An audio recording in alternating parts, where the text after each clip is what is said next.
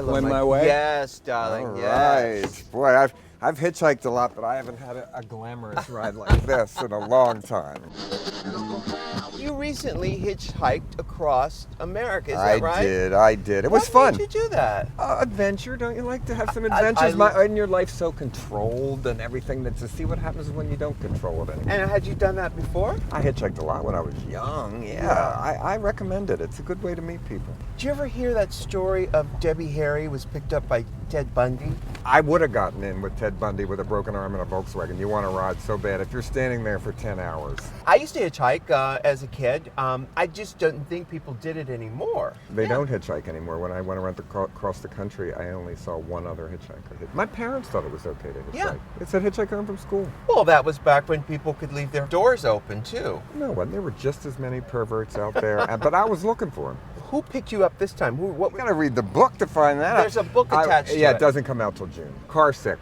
I love that. Yeah. Is it something that could be turned into a movie? Sure could. I've always said that people who have uncovered life's twisted hoax find refuge in the irreverent and twisted and weird. Do you find that those people have changed? Are they the same? The sort of ones who flock to the irreverent? Yeah, they're the same people I've always been my audience. Minorities that don't even fit in their own minorities. They can't even get along with their fellow lunatics.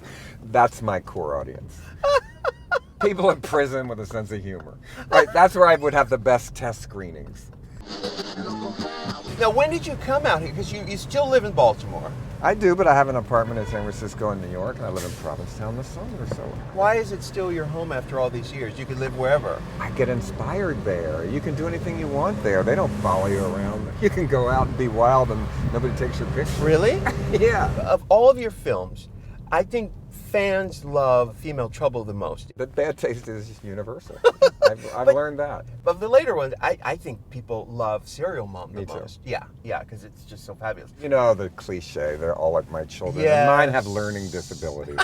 So you always like the one that maybe didn't do the best at the box office. You want to root for maybe Cecil B. Demented. Or one of the ones that, I don't sit around and watch my own movies. I can't even imagine doing that. Who are some of the people today you would cast in movies? I guess I don't do that kind of stunt casting thing. After Crybaby, I kind of ended it. And that we had the most crazy cast. We had Joey Heatherton, we had Iggy Pop, we had Susan Terrell, we had David Nelson from Ozzie and Harriet playing Patricia Hearst's husband and Tracy Lord's father. So I figured I had gone as far as I could in that direction. So I sort of didn't do that anymore. What movies do you love right now? I watch the most obscure French depressing art films. And you enjoy it? Oh, I love it. I feel good anyway. I don't expect a movie to make me feel good. Visions of Hell I like sometimes.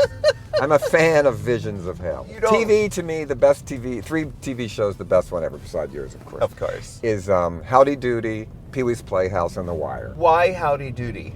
Well, it made me want to be in show business because my parents got me on the show. I was in the Peanut Gallery, which was, remember, there were only 3 TV stations, and it was the numbers of people that watched Howdy Doody were amazing. Really? And I walked on that show and I saw it's all a fake. There's 3 Howdy Doody puppets. It's a lie. And this is what I want to do forever. I love that. I know it's fake and I'm in on it. I love that. I wasn't disillusioned. Well, you know what? That's funny you say that because that's that one thing that I talk about, which is when you understand life's twisted hoax, you then go, oh, okay, now we can have some fun. Yeah. Now, where was Howdy Doody shot? In New York. It's in New York. And they brought you to New York. My parents got me in the NBC studio, and it was, only about 20 kids. Like, hey, kids, what time is it? It's Howdy Doody time. And I remember Buffalo Bob was mean to us and said you wouldn't get your Milky Way if you didn't shut up. And I do remember it being amazing to see this tiny little puppet stage with cameras around it, and there was 5 Howdy Doody puppets, and just everything blew every illusion that every child would have. Yes. And it made me become a puppeteer. I was a puppeteer for kids' birthday parties when I was 12. I had a career when I was 12. And now, when did you go to the Howdy Doody show? At 10 or 11? I don't remember. Probably, in the 50s. Yeah. Right. Wow. Yeah. So that sort of inspired me to do this, to get in it.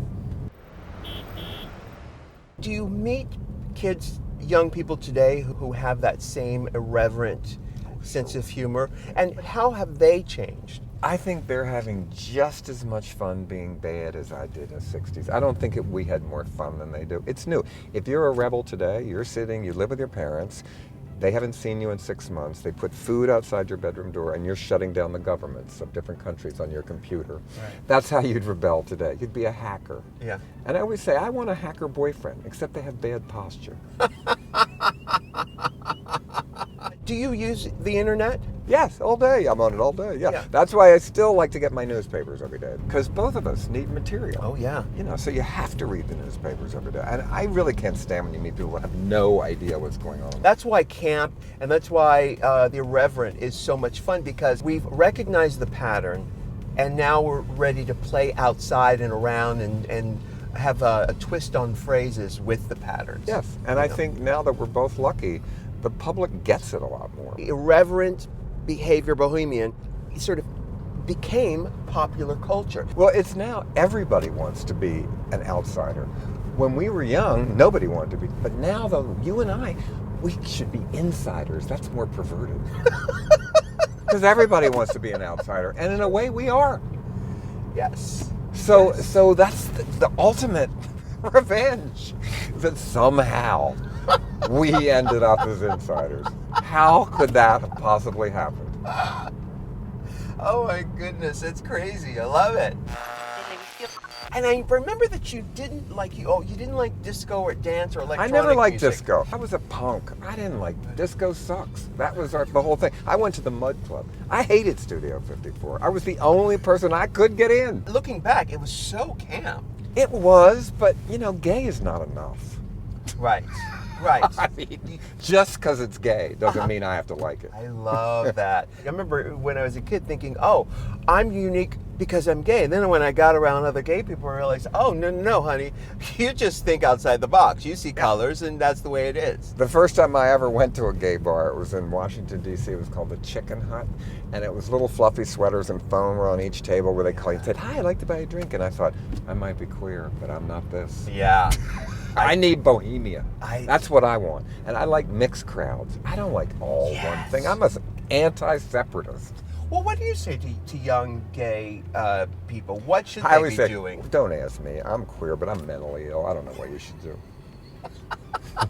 What about ones who want to get in show business and you know? Then a no is free. That's my advice to gay or straight. Ask for what you want. If you get turned down, you always get turned down a lot in the beginning and forever. But so what? A no is free. It doesn't cost to ask for what you want. But everybody's so offended. Everybody thinks that they're so entitled and they get their feelings hurt. You'll get over that quickly or you won't last, because show business is rejection. Absolutely. I mean, I didn't get a good review for 10 years, and I made a career out of bad reviews. Here we are at Book Soup. Here we are. You can get your newspapers. On the New York Post, the best headline they ever had. It was a mean one, but when Ike Turner died, the headline was Ike beats Tina to death.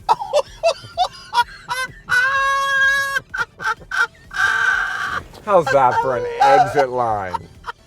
Thanks for the lift. You're so welcome. Alrighty, Love you, I'll see sweetheart. you. And we're going to have you on the show. All right, I'll be happy as to. As possible. I'll be happy to. All right, my love. Bye-bye. Don't forget to subscribe to WOWPresents.